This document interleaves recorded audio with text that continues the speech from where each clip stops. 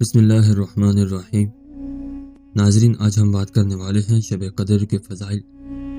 شب قدر انتہائی قدر و منزلت کی حامل وہ عظیم اور بابرکت رات ہے جسے مالک لم یزل نے وہ فضیلت بخشی کہ تنہا یہی ایک رات 1000 مہینوں سے بھی افضل قرار پائی۔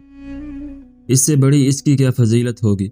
پھر اس میں فرشتوں بالخصوص سید الملائکہ حضرت جبرائیل امین علیہ السلام کا زمین پر اترنا اس عظیم اور بابرکت رات کی فضیلت کی کتنی بڑی دلیل ہے۔ ہم آپ کو اس عظیم رات کے فضائل بتانے والے ہیں۔ شب قدر میں قرآن کریم نازل ہوا۔ یہ وہ عظیم اور بابرکت رات ہے جس میں اللہ تعالیٰ نے قرآن کریم نازل کیا ہے۔ چنانچہ ارشاد باری تعالیٰ ہے، بے شک ہم نے اس قرآن کو شب قدر میں نازل کیا۔ شب قدر میں قرآن کے نزول سے مراد یہ ہے کہ سب سے پہلے لوح محفوظ سے آسمان دنیا پر نازل ہوا، پھر اس کے بعد آہستہ آہستہ کر کے 23 سال میں نزول قرآن کریم کی تکمیل ہوئی۔ شب قدر 1000 مہینوں سے زیادہ بہتر ہے۔ اللہ تعالیٰ نے صرف اس ایک رات کو وہ قدر و منزلت عطا فرمائی ہے کہ 1000 مہینوں پر اس رات کو فوقیت حاصل ہے۔ چنانچہ ارشاد باری تعالیٰ ہے، شب قدر 1000 مہینوں سے بھی بہتر ہے۔ حضرت انس رضی اللہ تعالیٰ عنہ فرماتے ہیں، شب قدر میں عمل کرنا، صدقہ دینا، نماز پڑھنا، زکوٰۃ ادا کرنا 1000 مہینوں سے افضل ہے۔ 1000 مہینوں کے 83 برس 4 مہینے بنتے ہیں، گویا 83 برس 4 مہینے سے بھی زیادہ عبادت کا ثواب ملتا ہے، اور اس زیادتی کا حال معلوم نہیں کہ 1000 مہینے سے کتنے ماہ زیادہ افضل ہے۔ شب قدر میں فرشتوں کا نازل ہونا۔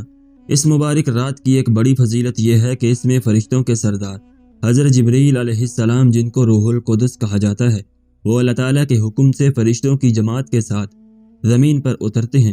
چنانچہ اللہ پاک کا ارشاد ہے، اس میں فرشتے اور روح اپنے پروردگار کی اجازت سے ہر کام کے لیے اترتے ہیں۔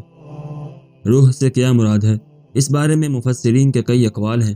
راجح یہی ہے کہ اس سے مراد فرشتوں کے سردار حضرت جبرائیل امین علیہ السلام ہیں، جیسا کہ حضرت شیخ الحدیث مولانا زکریا رحمۃ اللہ علیہ نے امام راضی رحمۃ اللہ علیہ کے حوالے سے اس کو فضائل رمضان میں ذکر کیا۔ حضرت سیدنا ابو ہریرہ رضی اللہ تعالیٰ عنہ سے مروی ہے کہ نبی کریم صلی اللہ علیہ وسلم ارشاد فرماتے ہیں، بے شک شب قدر میں زمین پر آسمان سے اترنے والے فرشتوں کی تعداد کنکروں کی تعداد سے بھی زیادہ ہوتی ہے۔ حضرت شیخ الاسلام مفتی محمد تقی عثمانی صاحب مدظ علی لکھتے ہیں، فرشتوں کے اترنے کے 2 مقصد ہوتے ہیں۔ ایک مقصد تو یہ ہوتا ہے کہ اس رات جو لوگ عبادت میں مشغول ہوتے ہیں، فرشتے ان کے حق میں رحمت کی دعا کرتے ہیں، اور دوسرا مقصد آیت کریمہ میں یہ بتایا گیا ہے کہ اللہ تعالیٰ اس رات میں سال بھر کے تقدیر کے فیصلے فرشتوں کے حوالے فرما دیتے ہیں تاکہ وہ اپنے اپنے وقت پر ان کی تعمیل کرتے رہیں۔ فرشتے سلام و مصافحہ کرتے ہیں اور دعاؤں پر آمین کہتے ہیں۔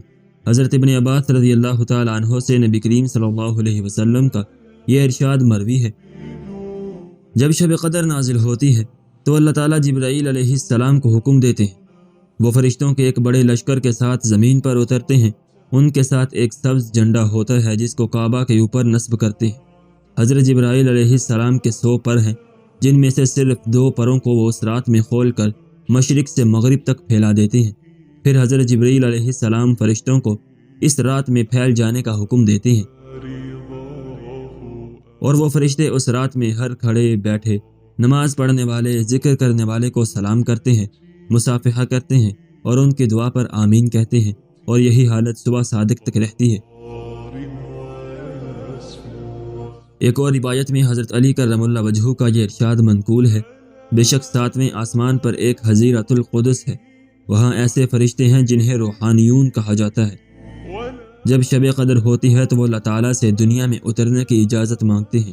اللہ تعالیٰ انہیں اجازت مرحمت فرماتے ہیں، پس وہ آتے ہیں اور کسی بھی مسجد میں جہاں نماز پڑھی جا رہی ہو یا راہ چلتے کسی کا سامنا ہو، اس کے لیے دعا کرتے ہیں، پس اسے ان فرشتوں کی برکت حاصل ہو جاتی ہے۔ شب قدر میں فرشتے رحمت و سلامتی کی دعا کرتے ہیں۔ حضرت انس بن مالک رضی اللہ تعالیٰ عنہ نبی کریم صلی اللہ علیہ وسلم کا یہ ارشاد نقل فرماتے ہیں، جب شب قدر ہوتی ہے تو جبرائیل علیہ السلام ملائکہ کی ایک جماعت کے ساتھ اترتے ہیں اور اس شخص کے لیے جو کھڑے بیٹھے اللہ کا ذکر کر رہا ہو رحمت کی دعا کرتے ہیں۔ تفسیر خازن میں علامہ ابن الجوزی سے اسی روایت میں وَيُسَلِّمُونَ کے الفاظ بھی ذکر کیے گئے ہیں، جس سے معلوم ہوتا ہے کہ فرشتے عبادت میں مشغول لوگوں کے لیے سلامتی کی بھی دعا کرتے ہیں۔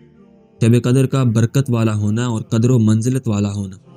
سورۃ الدخان میں اسے لیلۃ مبارکہ کہا گیا ہے، چنانچہ ارشاد ہے، ہم نے اس کو لوح محفوظ سے آسمان دنیا پر ایک برکت والی رات یعنی شب قدر میں اتارا ہے،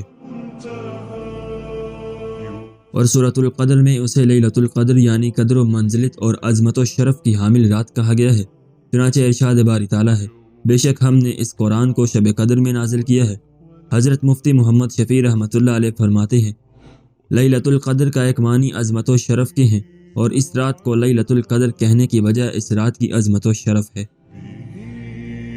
حضرت ابوبکر وراق رحمۃ اللہ علیہ فرماتے ہیں، اس رات کو لیلۃ القدر اس لیے کہا گیا ہے کیونکہ جس آدمی کی اس سے پہلے اپنی بے عملی کی وجہ سے کوئی قدر و قیمت نہ تھی، اس رات میں توبہ و استغفار اور عبادت کے ذریعے وہ صاحب قدر اور صاحب شرف بن جاتا ہے۔ شب قدر کا سلامتی والا ہونا۔ شب قدر کی ایک فضیلت یہ ہے کہ یہ رات سراپا سلامتی اور امن کی رات ہے۔ چنانچہ اللہ تعالیٰ نے اس عظیم و بابرکت رات کی ایک فضیلت یہ بھی ذکر فرمائی ہے، وہ رات سراپا سلامتی ہے۔ علامہ قرطبی رحمۃ اللہ علیہ نے سلامتی والی رات ہونے کے کئی مطلب بیان کیے ہیں۔ شب قدر سراپا سلامتی ہے، اس میں شر نام کی کوئی چیز نہیں۔ اللہ تعالیٰ اس رات میں صرف سلامتی ہی کا فیصلہ فرماتے ہیں، بخلاف دوسری راتوں کے، کیونکہ ان میں مصائب و آلام کے فیصلے بھی فرماتے ہیں۔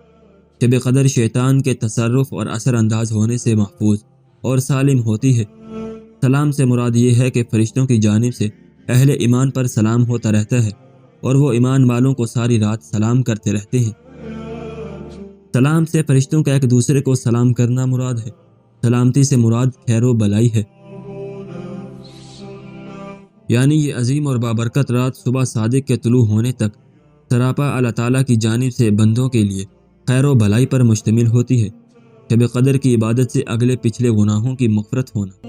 حضرت ابو ہریرہ رضی اللہ تعالیٰ عنہ سے مروی ہے، نبی کریم صلی اللہ علیہ وسلم ارشاد فرماتے ہیں، جو شخص ایمان کی حالت میں اجر و ثواب کی امید رکھتے ہوئے شب قدر میں عبادت کے لیے کھڑا ہو، اس کے پچھلے تمام صغیرہ گناہ معاف کر دیے جاتے ہیں۔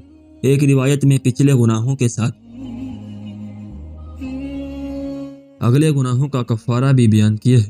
چنانچہ فرمایا، جس نے شب قدر میں عبادت کے لیے ایمان کی حالت میں اجر و ثواب کی امید پر قیام کیا، پھر اسے واقعتاً عبادت کی توفیق مل گئی، تو اس کے اگلے پچھلے تمام صغیرہ گناہوں کو معاف کر دیا جاتا ہے۔ ایک اور روایت میں ہے، نبی کریم صلی اللہ علیہ وسلم کا ارشاد ہے، شب قدر میں اللہ تعالیٰ کے حکم سے فرشتے زمین پر اترتے ہیں اور ساری رات عبادت میں مشغول لوگوں سے سلام و مصافحہ کر کے ان کی دعاؤں پر آمین کہتے ہوئے رات گزار کر صبح جب واپسی کا وقت ہوتا ہے تو فرشتے حضرت جبرائیل علیہ السلام سے دریافت کرتے ہیں کہ اللہ تعالیٰ نے امت محمدیہ کے مومنوں کے ساتھ ان کی ضروریات کے پورا کرنے کے بارے میں کیا معاملہ کیا۔ حضرت جبرائیل علیہ السلام فرماتے ہیں، اللہ تعالیٰ نے اس شب قدر میں ایمان والوں پر نظر رحمت فرمائے اور 4 افراد کے علاوہ سب کے ساتھ درگزر اور مغفرت کا معاملہ فرما دیا۔ یہ سن کر حضرات صحابہ کرام رضی اللہ عنہم نے سوال کیا کہ وہ کون سے افراد ہیں؟ آپ صلی اللہ علیہ وسلم نے ارشاد فرمایا، شراب کا عادی، والدین کا نافرمان، رشتہ قطع کرنے والا اور کینہ پرور۔ شب قدر سے محرومی ہر خیر سے محرومی ہے۔